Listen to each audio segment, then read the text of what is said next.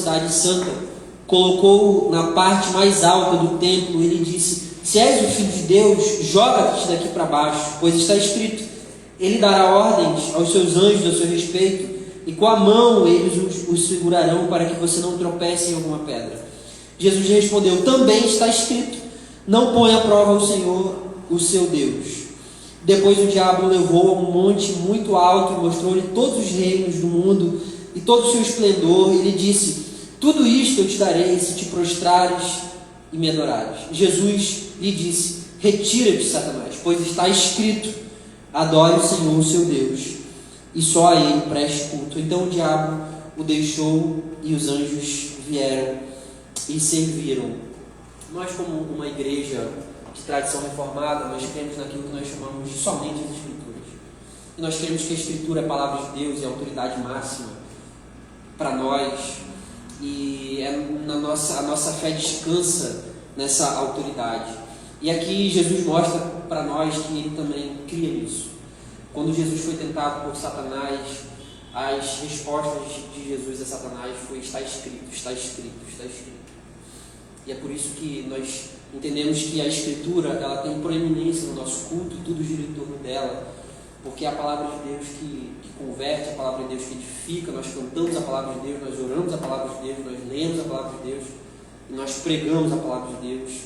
E é isso que nós vamos ouvir agora, a palavra de Deus pregada. Nós vimos a palavra de Deus orada, nós vimos a palavra de Deus cantada, nós vamos ouvir a palavra de Deus pregada nesse momento, que o pastor Everson vai estar trazendo a mensagem nessa noite. Vamos orar por ele, vamos orar por nós também, que nós vamos ouvir a palavra de Deus. Muitas vezes nós falamos que poucas igrejas têm oportunidade de ouvir o Evangelho, e nós temos. E a pergunta que nós devemos nos fazer é o que nós estamos fazendo com o que nós estamos ouvindo. Essa é a pergunta que nós devemos responder constantemente. Vamos orar. Senhor Deus, nós somos gratos a Ti, Senhor. E nesse momento, mais uma vez, nós pedimos a Ti que o Senhor fale ao nosso coração, que o Senhor exorte, ó Deus, aos descansados, que o Senhor levante os abatidos, que o Senhor perturbe os acomodados. Ó Deus, que a Tua palavra entre no nosso coração, que o Teu Espírito, que é o Espírito da verdade, fale ao nosso coração por meio da Tua palavra. E nós pedimos que o Senhor use o pastor Everson nesse momento e faça dele um instrumento fiel e poderoso na proclamação da Tua palavra, para que a gente possa ser edificado, enriquecido a Deus, e que a gente possa viver, para que a gente possa viver em piedade e em devoção a Ti. Essa é a nossa oração, em nome de Jesus, Teu Filho, nosso Senhor. Amém. Amém. Graças a Deus, queridos. Boa noite. Tudo bom? Porque se quiser ficar louco, de repente pode ficar frio, pessoal. Fica frio, está fresco, está calor. Louvado seja o Senhor por ter iluminado o sujeito que criou o ar-condicionado. Se existe algo criado para nosso refrigério, esse tal de ar-condicionado é um deles. Porque sem ele é algo complicado, né? Não que isso impediria-nos de cultuar ao Senhor e adorar ao Senhor. Desde que a gente vê grandes testemunhos de locais em que, independente de todo esse refrigério, o Senhor tem sido adorado, cultuado, até dentro de um container que uma mulher ficou presa por dias e semanas. Ela cultuava e adorava o Senhor, mesmo presa dentro de um container, numa cidade onde o Evangelho é proibido, o cristianismo perseguido.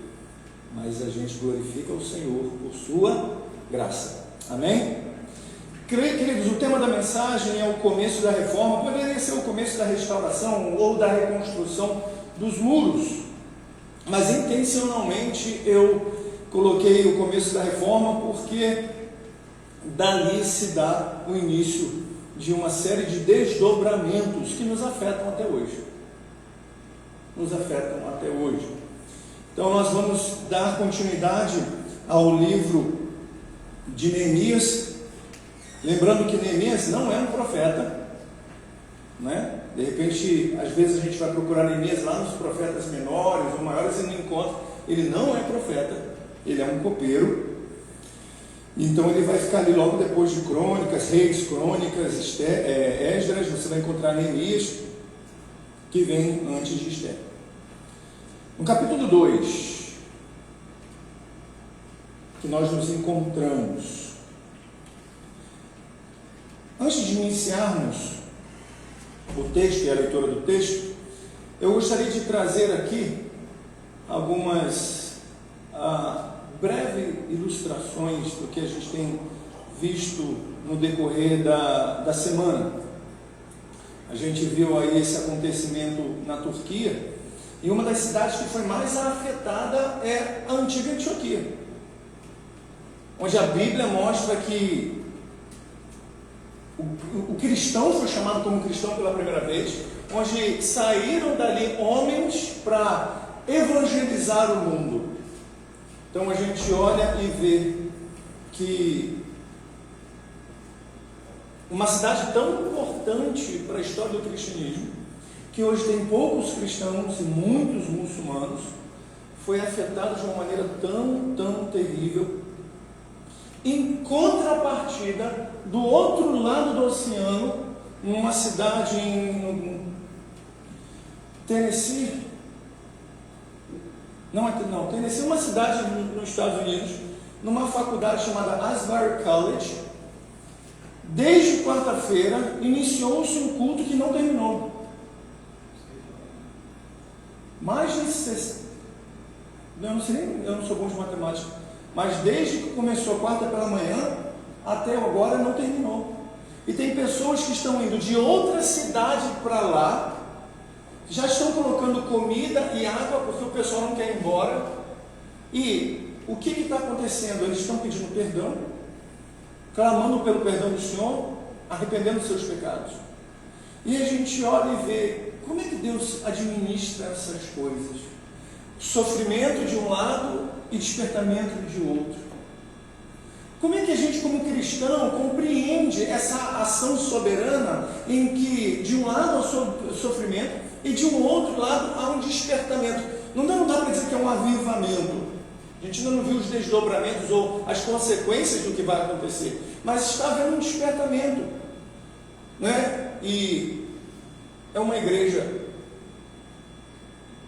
clara de luz, sem artifícios, para que conduza a pessoa ao arrependimento. Houve uma oração, houve uma pregação, e as pessoas não quiseram mais ir embora. E aí a gente fica imaginando como que seria se de repente aqui, numa oração, e a gente não conseguisse mais parar, e a gente começasse a chorar, e as pessoas começassem a passar a entrar, e não tem mais espaço, e as pessoas chorando ali na frente, e como é que a gente lidaria com isso? São coisas que nós não promovemos, são coisas que somente Deus promove, mas a gente pode desejar, a gente pode querer, a gente pode pedir. Se em 1950 eles experimentaram isso, em 1970 eles experimentaram isso, e agora em 1923 eles estão experimentando, a gente também deseja experimentar. 2023, só para ver se eles estão ligados. Então, diante desse cenário, eu quero começar a pregação desse capítulo 2 para mostrar que Deus está de olho em tudo, nos mínimos detalhes. Como é que pode uma criança ficar com a sua irmãzinha debaixo de escombros por algumas horas, no outro dia ser alcançado e vivo? E outras pessoas que não estavam debaixo de escombros serem afetadas e morrerem. A gente não compreende essa ação de Deus. Mas Deus está presente, Deus se faz presente até mesmo na catástrofe. E não foi diferente com esse povo que está em sofrimento em Jerusalém, 1.500 quilômetros de distância da Síria, ou melhor, da Pérsia. Eles estão lá, Deus permite que um dos irmãos de Neemias chegue até a Pérsia e consiga falar com Neemias, e Neemias prontamente vai orar. E ele ora como pedindo a Deus uma oportunidade para falar com ele. Capítulo 2, do verso 1 diz assim: no mês de Nisan, fevereiro, março, do 20º ano do rei Artaxerxes, na hora de servir-lhe o vinho, levei o vinho ao rei. Nunca antes eu tinha estado triste na presença dele. Por isso o rei me perguntou: por que o seu rosto parece tão triste se você não está doente? Esta tristeza só pode ser do coração.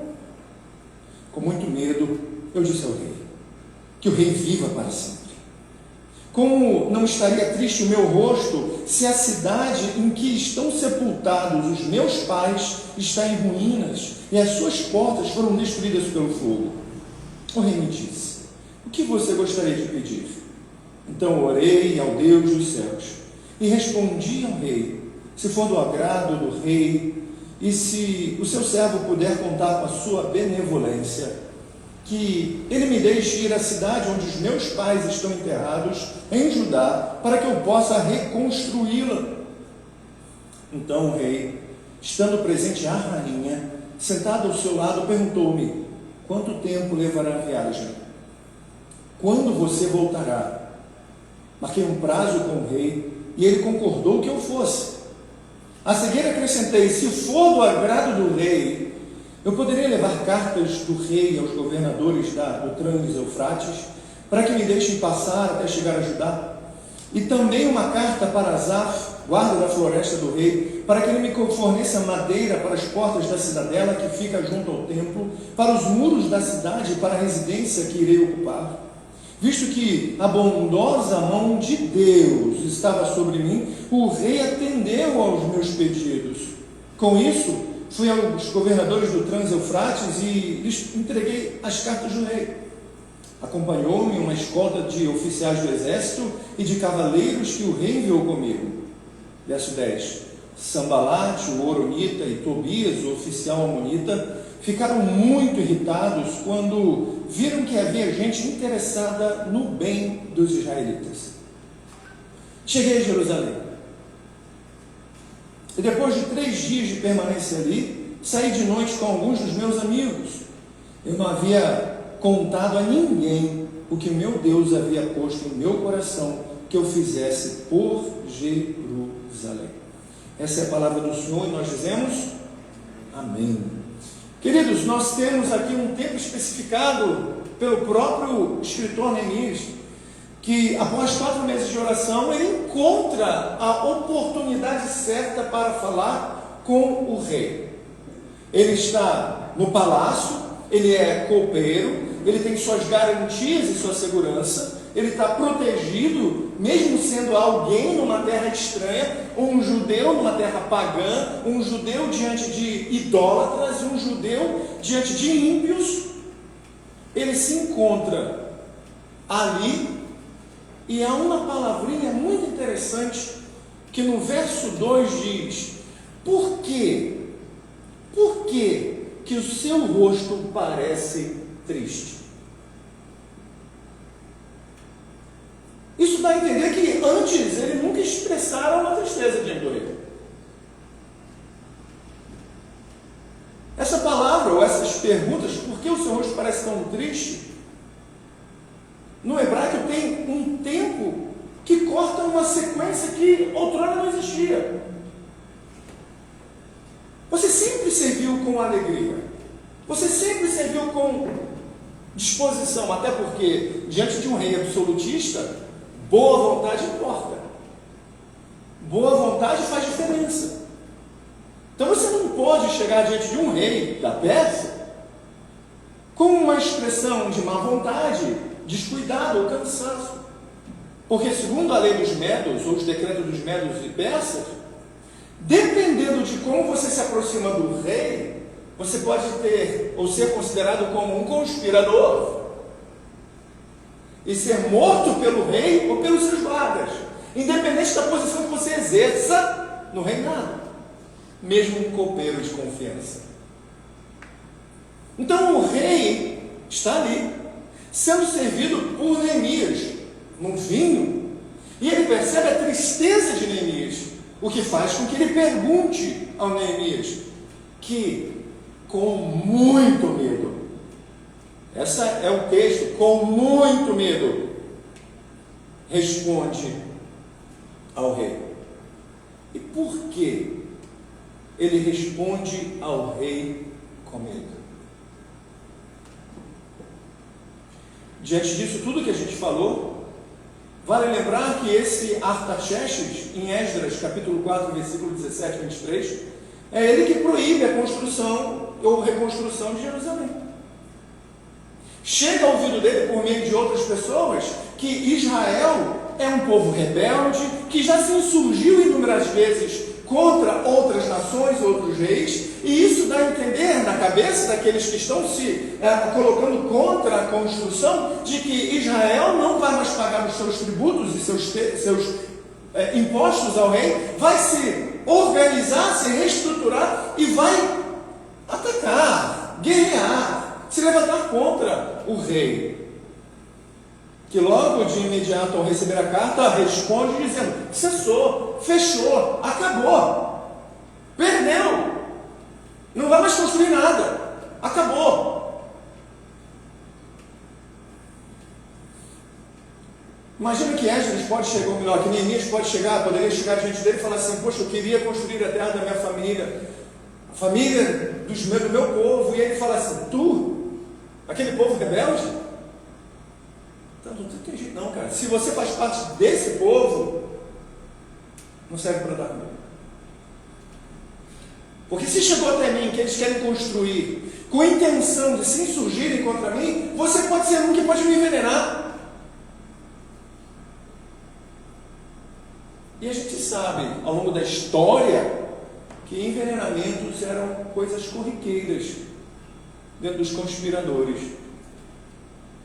Tem um livrinho muito bom para a gente ler, Os Outros da Bíblia, do Heinck, do André Heinck, que é muito interessante, que ele vai falando sobre esses aspectos culturais, detalhes, de como o povo que, daquela época que a lei de Israel existia, agia e articulava suas intenções.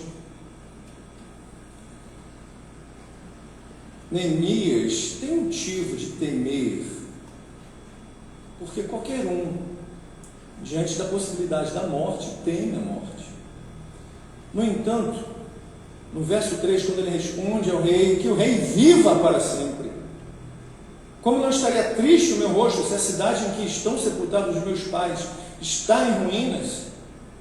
A gente olha e vê algo que, como cristãos, a gente precisa aprender muito. E hoje até na EBD eu pensei, caramba, Lucas deu spoiler acerca da oração. Ele já havia orado pedindo a Deus por uma oportunidade com o rei. Ele não orou: Senhor, testifica, vê se é da vontade do Senhor, vê se é possível.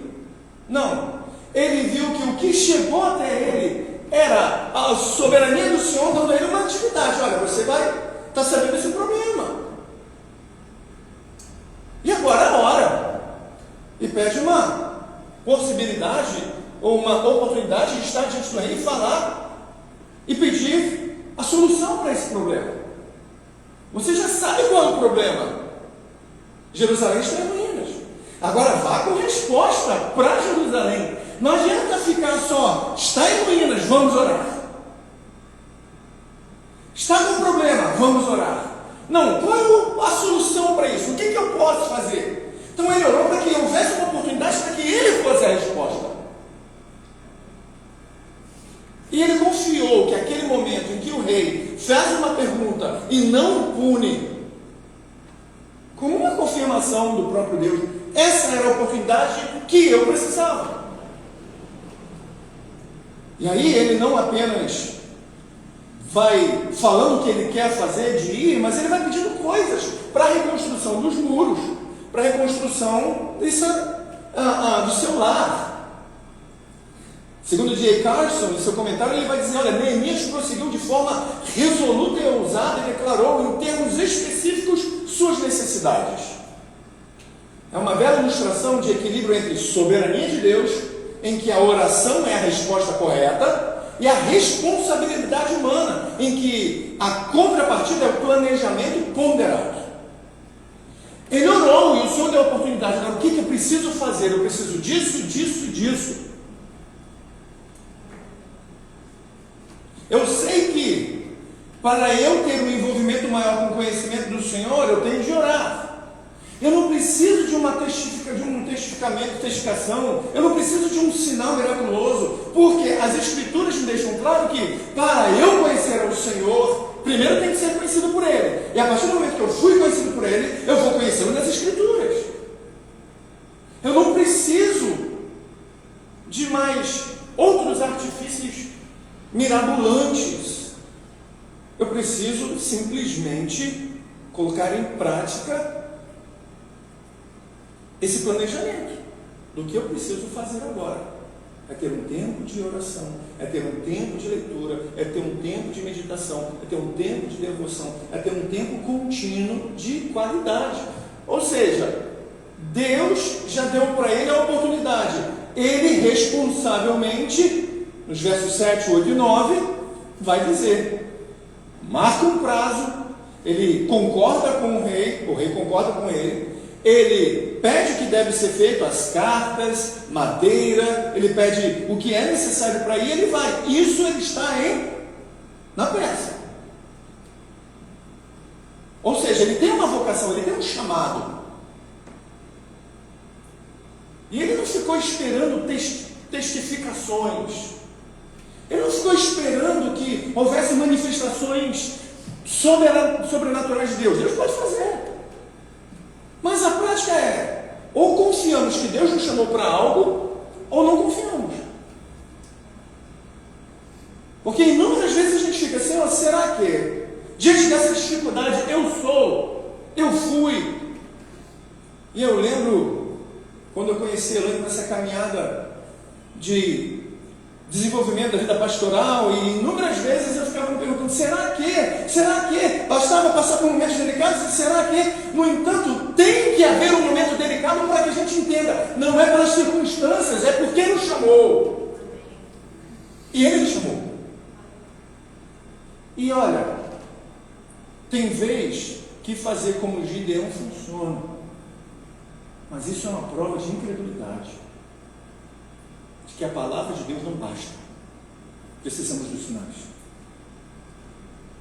E Jesus já foi muito claro e evidente com os fariseus quando disse, vocês pedem sinais, o único que eu deixo claro para vocês é o sinal de Jonas. Só para ver se vocês estão ligados. Qual o sinal? Da ressurreição. A partir da ressurreição, todos vocês têm um papel. Ah, mas eu preciso descobrir. Leia a Bíblia. Viva uma vida com Deus. Aonde estiver, em tempo e fora de tempo, seja um testemunho do arrependimento que Cristo promoveu na sua vida. O resto Ele vai te conduzindo. Não é um louvor, mas faz um sentido quando a gente entende que não é deixa a vida me levar, é deixa o Senhor nos levar. E quando a gente olha para isso, a gente vê que Neemias está dando prosseguimento a algo que não teve nada. Não teve nenhum profeta que chegou para ele e disse, olha Neemias, o Senhor está te dizendo isso. Foi o irmão dele que disse, está ruim lá. Está ruim. E ele chora, e ele ora, e ele vai. Agora, interessante é que, diante de teologias esdrúxulas, de teologias estranhas à própria Bíblia, que diz, venha e pare de sofrer, conheça o Senhor e sua vida vai ficar mil maravilhas, a Bíblia nos mostra que conheça o Senhor e se lasque. Porque eu não vi um cristão bíblico que tenha conhecido o Senhor que não tenha passado por dificuldades, lutas. Só que a diferença é que a gente não está sozinho. tem o Senhor, a gente tem sua palavra e a gente tem a comunhão dos santos. Esse sujeito está todo pronto, ele tem a autorização do diabo da Xerxes, ele tem por escrito, vale o preto no branco. Lembra? A gente está falando aqui de um reinado que diz o seguinte: se decretou, está decretado. Essa é a lei dos medos e dos persas. Não foi assim com Assuero e Esther? Com Ramã, quando ele disse: olha, pode perseguir, atacar e matar os judeus. E quando ela chega diante dele e fala assim: meu povo, ele vai dizer: olha, eu não posso revogar. Essa é a lei dos medos e dos persas. Agora, eu posso fazer uma outra lei, eles podem se defender. Então ele está na mão com um papel que, aonde ele chegasse sob o domínio dos persas, eles não podiam se impor, se levantar. No entanto, quando ele chega em Jerusalém, tem um sujeitinho chamado Sambalate e um outro Tobias que se levantam irritados. Porque alguém estava interessado no bem dos israelitas. Coisa engraçada, né? O povo está sofrendo, faz coisas de político no governo. O povo está preocupado, né? Tem alguém preocupado em fazer pelo pobre, aí chega alguém e fala: não, a gente vai cortar isso aí. Não aumenta o salário do pobre, mas aumenta o salário dos deputados e senadores. Não aumenta aí, não, porque se aumentar o salário mínimo vai fazer um rombo da Previdência, vai fazer um rombo, não sei o que lá, mas aumenta daquela galera que recebe 40, 30 mil. Gente, eu nunca vi isso. Essa quantidade de dinheiro num patamar assim. Sambalate, que governa, né, ou governava Samaria. Você tem Tobias, que tem uma grande influência, ele tem tanta influência em Jerusalém, que ele tem um quarto no espaço do templo. Deram um quarto para ele no espaço do templo. Esse acontecimento de sair até chegar em Jerusalém, ele se encontra com os inimigos dessa reconstrução. E é normalmente o que acontece quando a nossa vida ao encontro de Jesus enfrenta. Toda a nossa conversão, a gente vai ter aqueles que vão lutar pela gente, que vão interceder, que vão dar olha, liga para mim, se tiver com problema, se tiver fraco, me busca, a gente está aqui. Mas em contrapartida, você vai ter aqueles que vão querer impedir essa construção do Senhor na sua vida, que vão te chamar para a noitada, que vão te chamar para o tombo, que vão te chamar para se afastar do conhecimento do Senhor, que vão te afastar do conhecimento de quem Ele é. E não foi diferente na vida de Neemias. Sambalate e Tobias se levantam irritados, e eu acho um termo muito interessante, essa palavra irritados, ra, é com desejo de agir mal. Eles apenas não ficaram: eu estou com raiva desse cara, não, eu estou com raiva e eu vou fazer alguma coisa para que ele não vá à frente. Eu estou com raiva de que ele quer o bem, e não apenas eu estou com raiva, eu quero impedi-lo de fazer o bem. E eu vou fazer de tudo para impedir. E a gente vai ver isso no decorrer do livro. Essa é a primeira etapa desse capítulo. A segunda parte, Neemias já está em Jerusalém.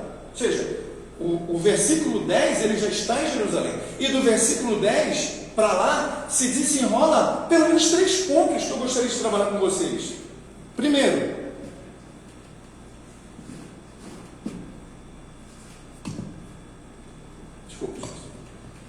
Primeiro, ele se envolve braçalmente com a obra, mas em secreto. Olha o que diz no versículo 11: cheguei a Jerusalém, e depois de 3 dias de permanência ali, saí de noite. De noite. E a gente está falando de uma região que não é iluminada, gente. É por meio de candeeiro. Pode ter sido uma noite de lua cheia, a Bíblia não diz, mas é escuro. Saí de noite com alguns dos meus amigos. Eu não havia contado a ninguém o que o meu Deus havia posto em meu coração que eu fizesse por Jerusalém. Olha que coisa interessante. Quando é que Deus colocou no coração dele que ele se posicionasse como alguém que fosse reconstruir? A Bíblia não vai dizer. Mas a atitude dele se identificar com o povo, de chorar e de orar, já é um indicativo de que esse homem era um homem piedoso. E que o Espírito do Senhor agiu na vida dele. Ele não falou para ninguém. Eu sei que eu vou falar uma coisa meio fora de contexto. Mas quantas vezes vocês já ouviram falar assim: lembra de José e seus sonhos? Não contem seus sonhos para ninguém, nem para os seus irmãos. Tudo bem, ali é um contexto totalmente diferente, gente. Aqueles sonhos ali eram sonhos que o Senhor dava com o intuito de mostrar a obra redentiva até que chegasse onde tinha que chegar. Mas, de certa forma, tem uns pontos que são verdadeiros. Porque às vezes a gente compartilha de coisas que Deus nos orientou que não é o tempo de compartilhar. Tem coisas que eu aprendi e tenho aprendido, por exemplo, às vezes a gente, no intuito de que conhece bastante, esquece que tem pessoas que não estão ainda maduras o suficiente para conhecer pontos pesados da Bíblia. A gente não sabe nem se converteu de verdade, é novo. E às vezes você dá ferramentas para aquela pessoa se insurgir contra você, porque ela não se converteu. Não sei se só eu tive essa experiência. Mas o que está no texto é que ele guarda para si. Ele vai olhar, ele vai avaliar, ele vai verificar, mas ele não manda ninguém, ele mete a mão na obra. Como dizia um pastor conhecido meu, ele bota a cara no sol. Ele vê o que havia sido, verso 13, o que havia sido derrubado as suas portas, o que havia sido destruído pelo fogo, verso 14, fui até a porta da fonte do tanque do rei, mas ali não havia espaço para o meu animal passar, ou seja, está em ruínas, o animal não passa. Gente, a gente está falando de um muro que carruagem passa por cima. Os muros eram edificados a fim de que passassem carruagens por cima. Um cavalo, uma pessoa. Por isso subi o vale de noite examinando o muro. Finalmente voltei e tornei a entrada pela porta do vale.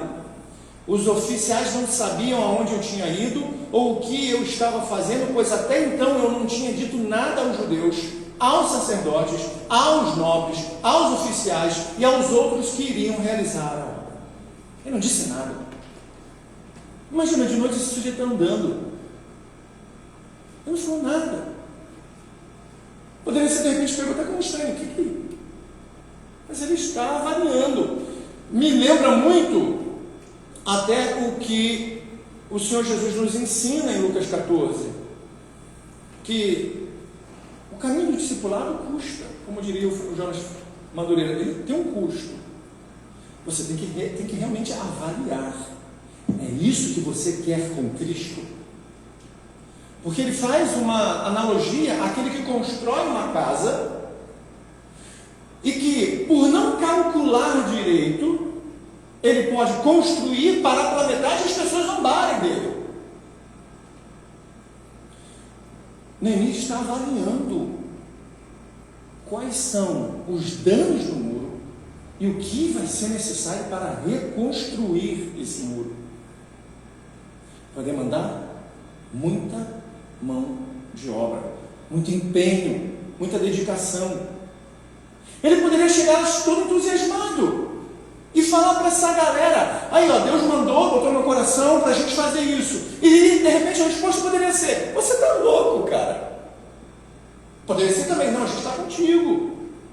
Mas ele foi prudente, ele avaliou, ele analisou, ele fez tudo o que um bom homem de Deus faz. Foi prudente.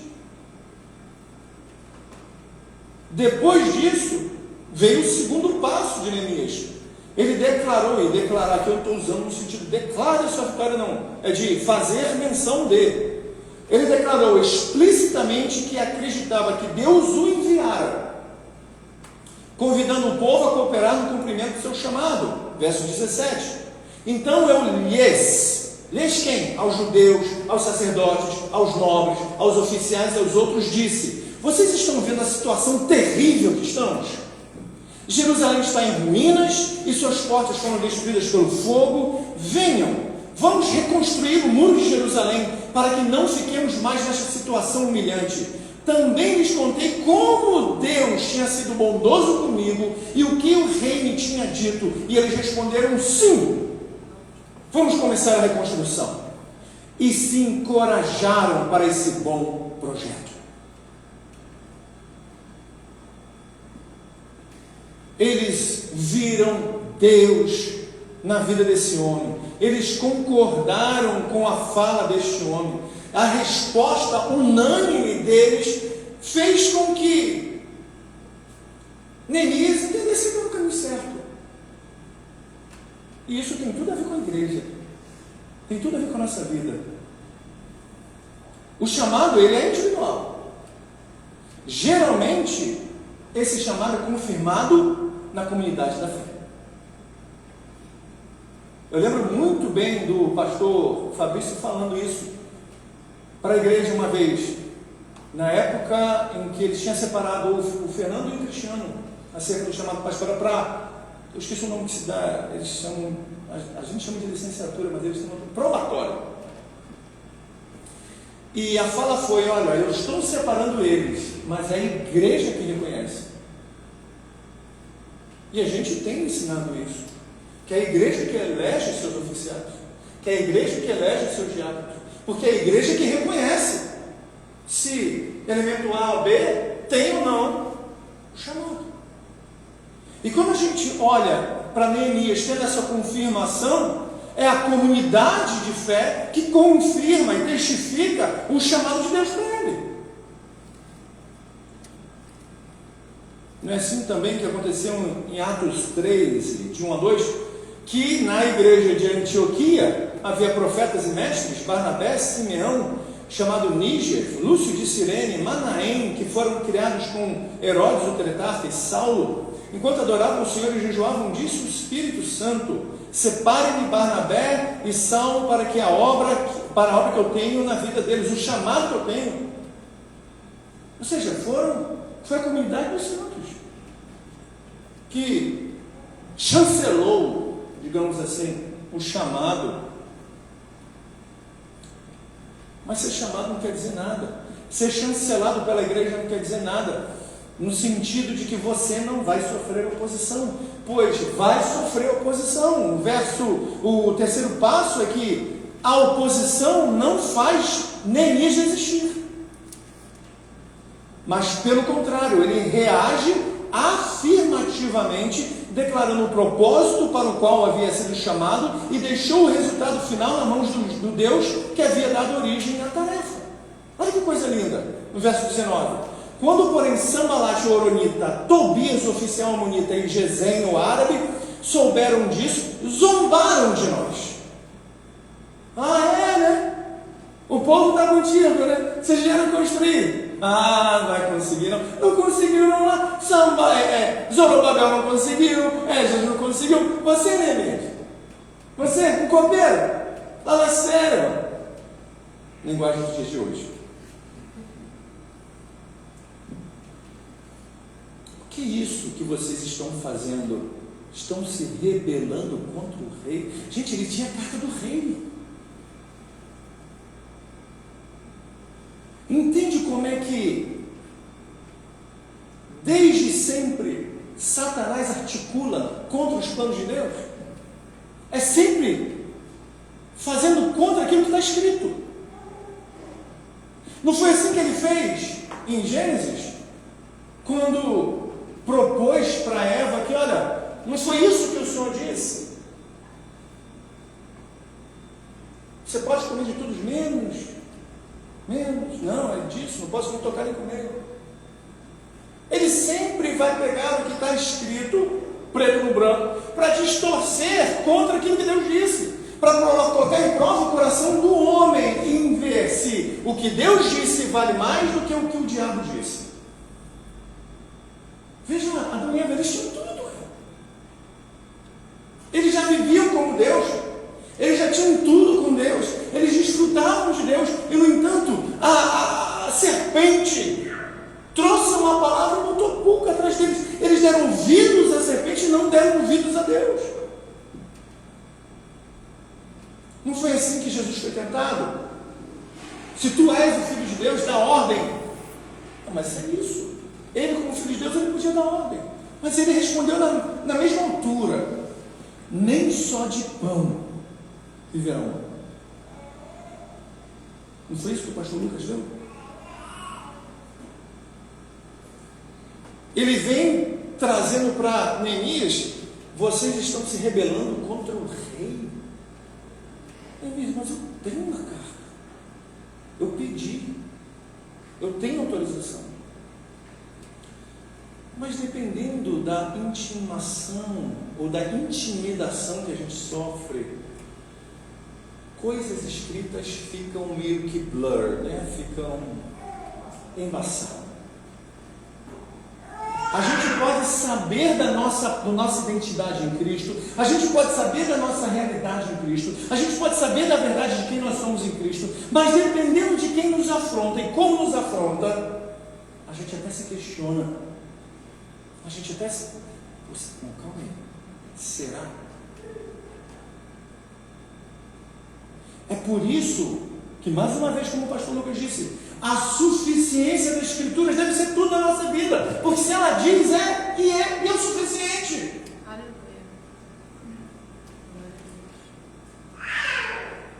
Aleluia! Viu? Isso aí é do manto. E eu lhe respondia. Eu vi o Lucas falar assim, ao lado metodista. Coração aquecido. Eu lhe respondi: o Deus dos céus fará que sejamos bem-sucedidos. Amém. Eu não estou me garantindo na minha força. Não estou me garantindo no meu conhecimento.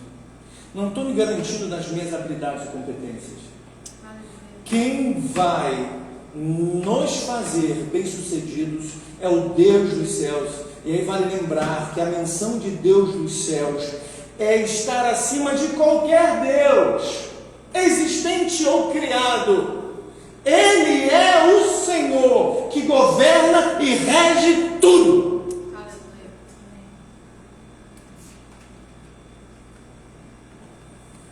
Nós, os seus servos, começaremos a reconstrução, mas no que lhes diz respeito, acrescento Sambalat e Tobias, vocês não têm parte nem direito legal sobre Jerusalém. Isso, em sua história, não há nada de memorável que favoreça vocês. Fica nervosa não. Olha o que ele está dizendo. Deus não tem nada com vocês. A gente poderia até fazer um adendo. Deus não conhece vocês. Vocês não tem nada que possa intervir. Vocês não têm nada que favoreça vocês. Esse favoreças a encontrar diante de Deus graça. Não tem. Então eu sei em quem eu confio, eu sei para que fui chamado, eu sei que Ele começou a boa obra e Ele terminará, e isso deveria falar muito para a gente. Gente, é difícil muito ser crente, é muito difícil ser gente, é muito difícil. Hoje eu compartilhei com uma colega nossa lá de trabalho, tem umas coisas que eu gosto de assistir no Instagram, eu gosto de assistir coisas que fazem a gente rir, lógico, mas também coisas que nos ensinam. E tem um professor de matemática que metade do que ele fala eu não entendo. E ele falou sobre lógica. E ele disse: se chover, eu não vou para a casa da minha mãe. Subentende-se que, se não chover, eu fui, não é isso? Ele disse: não, isso não é lógico. E ele vai explicando as coisas. Eu falei assim, eu mandei para uma professora de matemática e falei para ela, que loucura é essa? Aí ela falou assim, está bem explicado. É porque a teoria é P, não sei o que é Q, não sei o que, você sabe essas coisas? Aí, tem gente para tudo, gente. Deus ilumina umas pessoas para isso e outras para não. Não é? Viu? Obrigado, viu, gente? Não sou competente. E a gente conversando sobre isso, e eu não sei porque eu entrei nesse assunto. Misericórdia. Sério, vem que isso é fruto da Covid, gente. Ô Senhor, por que eu entrei nesse assunto? Perdoa, gente.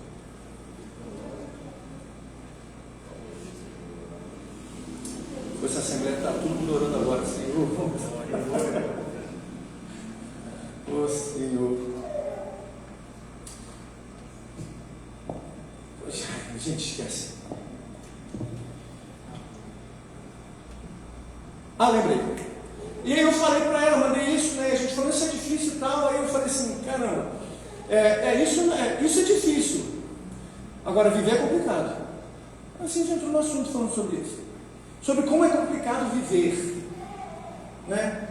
Lógica é difícil, mas viver é complicado, e para um cristão mais complicado ainda, porque ele não pertence a esse mundo, ele pertence a um outro mundo, a uma outra nação, e no entanto ele está aqui, e ele pertence a um reino que é e ainda não, e aí diante disso ele tem que lidar com as falhas cognitivas e de fé, de compreender que, se Deus disse que fará, Ele fará, não importa as circunstâncias, as condições. A gente pode até ir, e aí meu amigo artista vai gostar disso, para o concílio de Nicéia, faltando orelha, com o braço cortado, torto, mas a gente vai chegar lá. Porque o Senhor, no seu intuito de cumprir o seu propósito, de ter o nome dele glorificado na redenção do seu povo, vai fazer uso da igreja para isso. Não é para nossas realizações pessoais. Isso aí vem de graça, de abono, né? Abono. Mas para que o nome do Senhor seja conhecido, para que o nome do Senhor seja temido, para que o nome do Senhor seja reverenciado e conhecido. Então, queridos e queridas, quando vier dúvidas no seu coração acerca daquilo que Deus te chamou para ser, Deus te chamou para ser filho, para ser filha. E isso vai fazer de você um agente de construção onde você estiver. Pode estar complicado, pode estar difícil. E a gente tem pelo menos 3 aplicações, a 4 aplicações para isso, desse texto. Quais são? Como é que você lida com o seu emprego?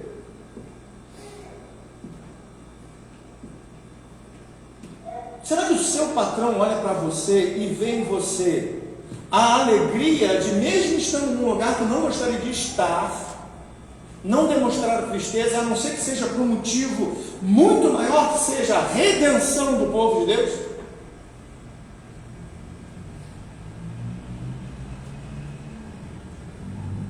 O ano passado foi horrível da aula. Foi horrível. Estava questionando a minha sanidade. Senhor, é isso mesmo? São 4 escolas, que coisa louca. Isso é fruto de fato, não passar tempo com Ele. Eu não estava passando o tempo que deveria ser necessário com o Senhor, fazendo não apenas um estudo, mas meditando, desfrutando, me deliciando, gente, de Deus. E a partir do momento que a gente se torna consciente disso e passa a buscar, a gente passa a ter alegria, passa a desfrutar de alegria. O rosto irradia isso, o rosto demonstra isso. E é o que a gente aprende com Neemias, que diante dos nossos senhores deveríamos demonstrar alegria. Não é isso que a Bíblia nos ensina? Que devemos servir os nossos senhores como se estivéssemos servindo a Ele? Não é fácil. Se você está no 6º ano, Mas até nele a gente precisa desfrutar da vida ordinária com Deus. Qual a expressão que predomina em nosso rosto? As pessoas conseguem identificar que há algo errado na nossa vida por meio da nossa expressão incomum, que deve ser algo incomum. Isso deveria ser a nossa primeira aplicação desse capítulo. Como eu lido com isso no dia a dia? Segundo, temos os mesmos sentimentos, ou o mesmo sentimento em relação aos nossos irmãos que sofrem, como Neemias teve em relação aos seus?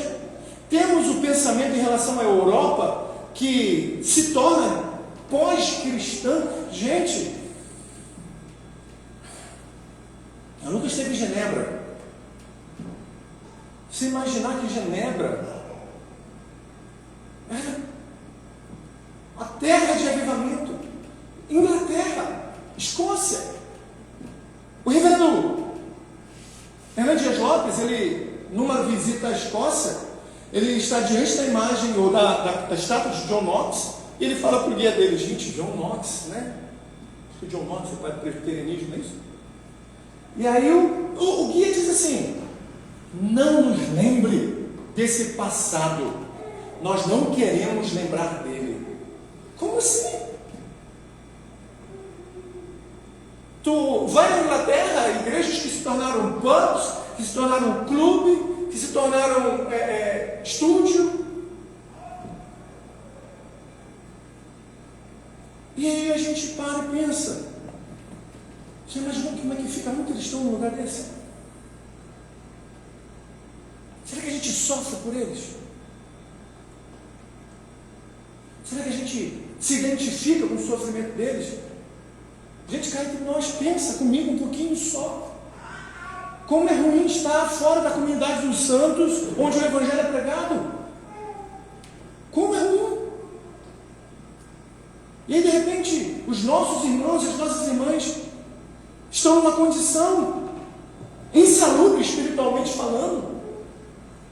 E por que a gente não ora, Senhor? Aviva, reaviva. Faça uso até de mim. Para isso, é uma demanda, é uma necessidade. Eu já sei que é. Então que só proporcione a oportunidade. Se não for, não vai ser, mas se for, eis-me aqui. Como é que a gente lida com a nossa própria igreja brasileira e seus exercícios constantes em afastar de Cristo pessoas que estão em busca dele? Como é que a gente faz por essas pessoas que são enganadas, que são feridas, que são iludidas? A gente ora, intercede, clama: Senhor, tenha misericórdia. Cabo frito é uma coisa louca, parece que aqui virou ponto de franquia, tipo McDonald's. A cada esquina uma igreja do Rio vem para cá, e não há mudança. Quando a gente para pensar, a gente ainda não afetou o Caiçara.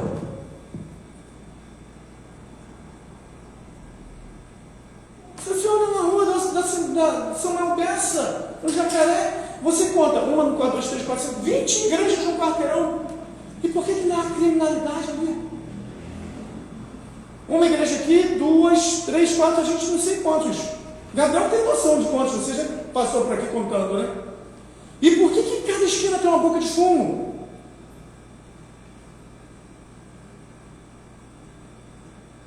Por quê? Porque a gente não se identifica com o sofrimento alheio. A gente não percebe que no meio dessa boca de fumo, onde tem um adolescente, pode ter uma mãe que está desesperada, em Cristo clamando: será que não vem ninguém a me ajudar em oração? Será que não tem ninguém para clamar comigo? Será que não tem ninguém para vir e falar?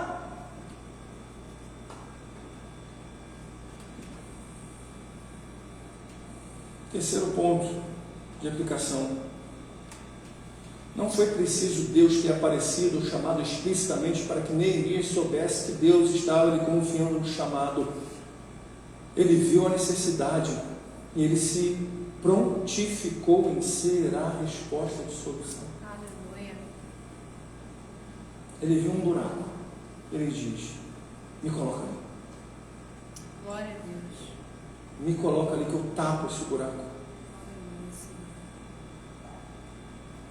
Ele não apontou para o problema dizendo para o irmão: mano, estou no castelo, cara. Estou na corte.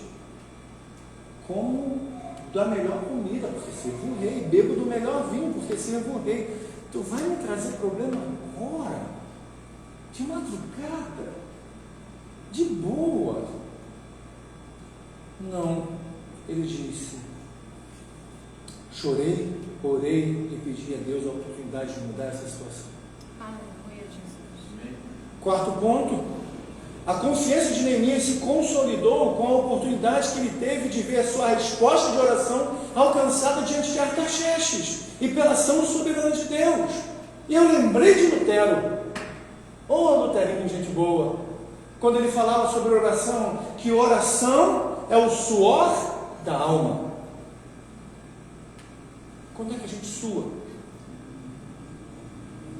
Tirando cabo frio no calor, você pode estar debaixo da sombra e você sua.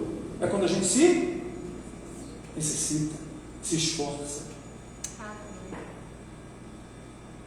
4 meses de oração.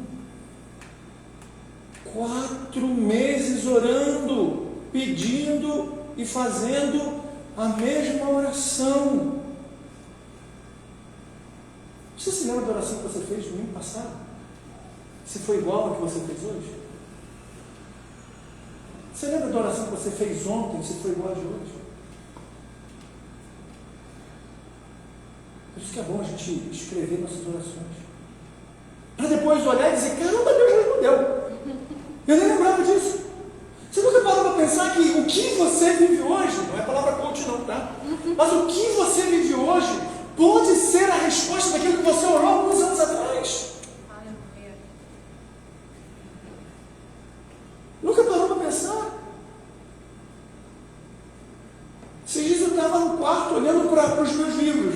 Eu falei assim: tu me oprimiu no ano passado, vocês me oprimiram mesmo. Porque estava ali e não estava conseguindo ler.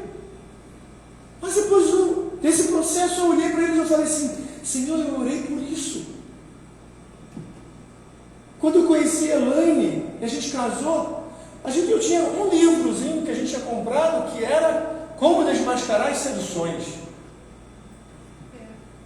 E como a gente não era casado, né, não dava para ler na hora de dormir. A gente tinha que, vamos marcar no McDonald's. Aí você estava lá no McDonald's para ler. Comia alguma coisa? Não, só lia. Nem sempre se ele for barato. E quando eu olho para os livros, aí eu falo assim: caraca, eu olhei por isso.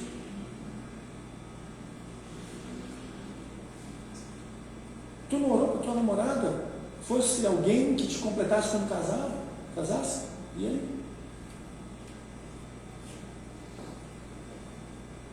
Não oramos para que os nossos filhos sejam bênçãos do Senhor na nossa vida? Está aí. Amém. Glória a Deus. Não oramos para que te encontrasse um local onde estivéssemos uma comunidade saudável? Está aí. E aí a gente não para e pensa que Deus ouve as nossas orações e no tempo oportuno Ele responde. O problema é que a gente quer que haja um terremoto, relâmpagos, trovões. O Senhor, Quase Kratos, Zeus, mas Deus faz pelo simples fato de dizer: eu já fiz o meu papel enviando o meu filho na cruz, redimindo a sua vida, te chamei de filho, agora viva de modo piedoso, a honrar o meu nome, a glorificar o meu nome, vendo onde há necessidade, seja a resposta. Amém, Jesus.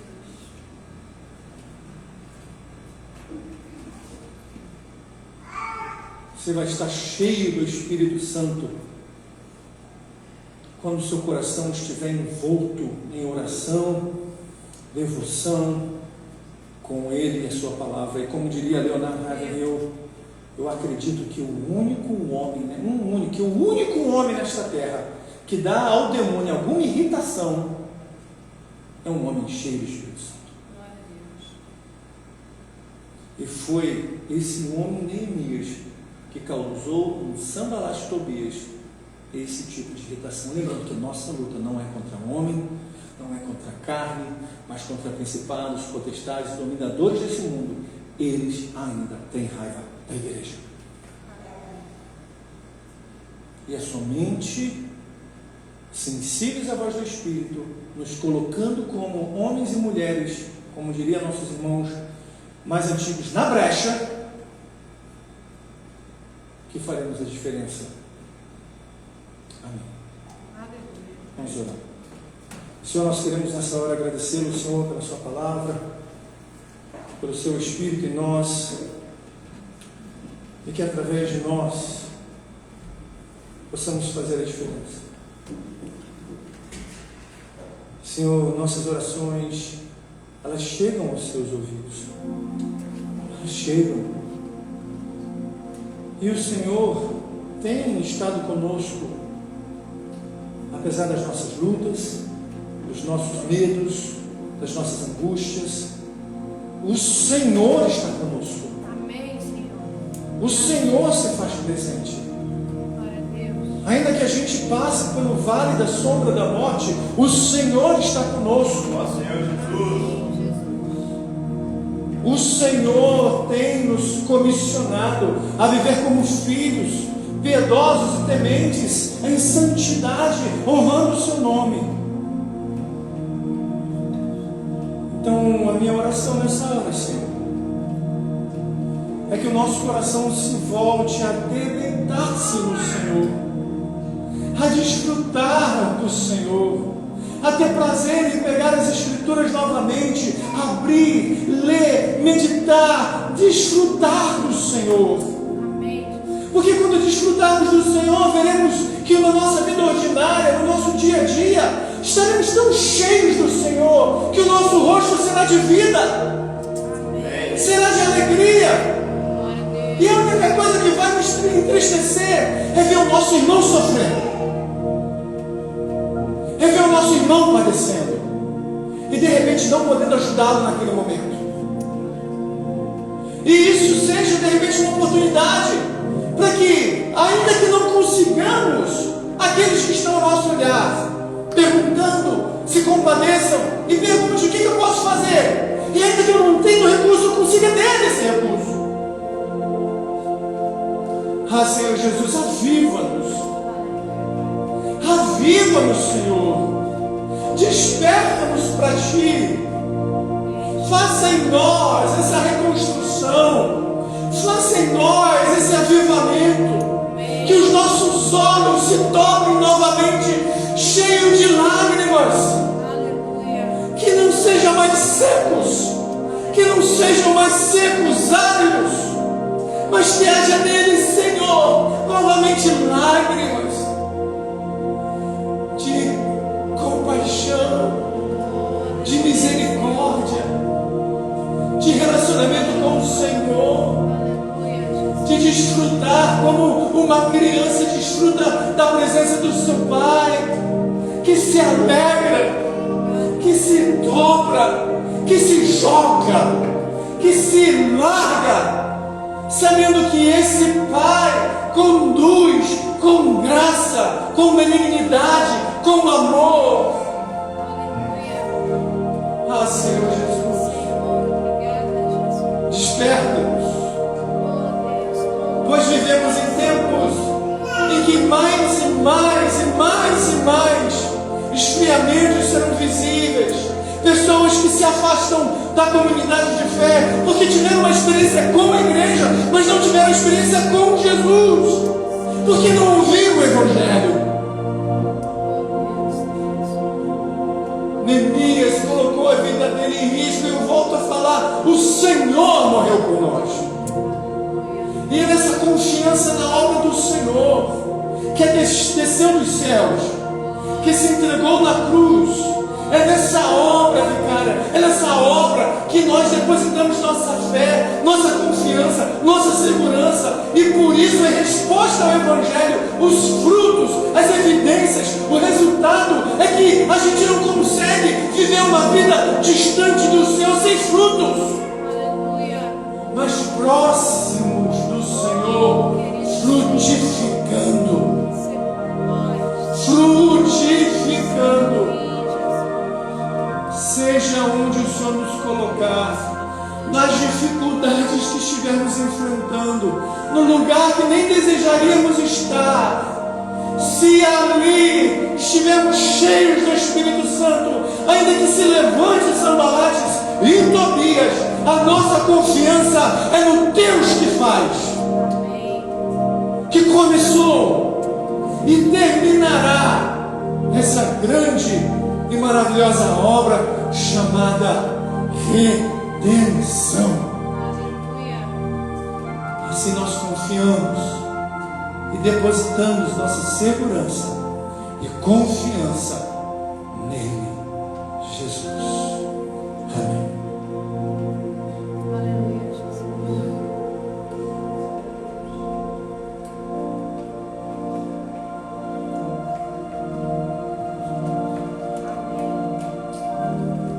Amém, amém. Nada mais a ser dito. Tenho certeza que o Senhor nos visitou essa noite, de muitas maneiras, de muitas formas. Vamos ficar de pé para nós orarmos, pedimos para que o Senhor nos despeça em paz, Aleluia, Senhor. e nos dê uma semana e nos visite durante essa semana. Nos visite. Senhor Deus, nós te agradecemos pela oportunidade, ó Deus, de termos um local seguro onde nós podemos ouvir a tua voz.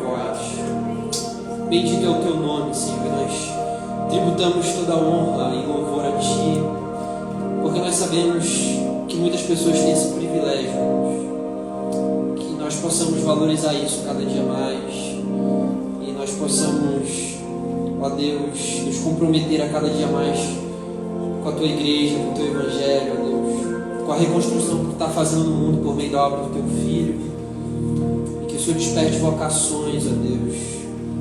Levante homens para que sirvam a Ti, ó Deus, onde quer que eles estejam, nas suas áreas de atuação, quer seja na barbearia, quer seja na Secretaria de Educação, quer seja na sala de aula dando aula, quer seja numa área administrativa da empresa, ó Deus, onde quer que nós estejamos, que nós possamos ser como Neemias, ó Deus. Que a Tua boa mão esteja sobre nós, nós possamos viver com a convicção de que o Senhor está conosco, Senhor. E por isso nós somos mais do que vencedores, apesar de todas as coisas que nós viemos passar, e que nada pode nos separar do Teu amor em Cristo Jesus. Que nós possamos sair daqui com essa convicção e viver amanhã, onde quer que nós estejamos, com essa convicção. Ó Senhor, essa é a nossa oração, esse é o nosso pedido. Aviva-nos, renova-nos. Ó Deus, que o Teu Espírito sopre sobre nós e nos visite diariamente. É o que nós te pedimos, Senhor. Que Teu amor, Teu grande amor, Teu rico amor, o amor do nosso Pai, a graça do nosso Senhor Jesus Cristo, que foi derramada pelo Espírito em nossos corações, e as consolações do Espírito estejam sobre nós, sobre cada um de nós, não só hoje, mas para todos sempre. E todos digam amém. Amém. Amém. Graças a Deus. Alguns avisos. Glória a Deus. Na quinta-feira nós teremos nosso pequeno grupo, nós estaremos meditando aqui sobre a pregação que nós ouvimos hoje, conversando, discutindo. Na sexta, Red Teams. Oi? Verdade. Depois do carnaval está suspenso. Às 18 horas nós iniciamos hoje uma série nova, que é um livro, Exercita-te na Piedade. Nós iniciamos hoje o capítulo 1. Nós colocamos o livro lá no grupo. Você pode ler durante a semana o capítulo 2, agora vai ser a próxima aula. Então nós estaremos aqui às 18 horas e às 19h30 o nosso culto público. Ok? O nosso sábado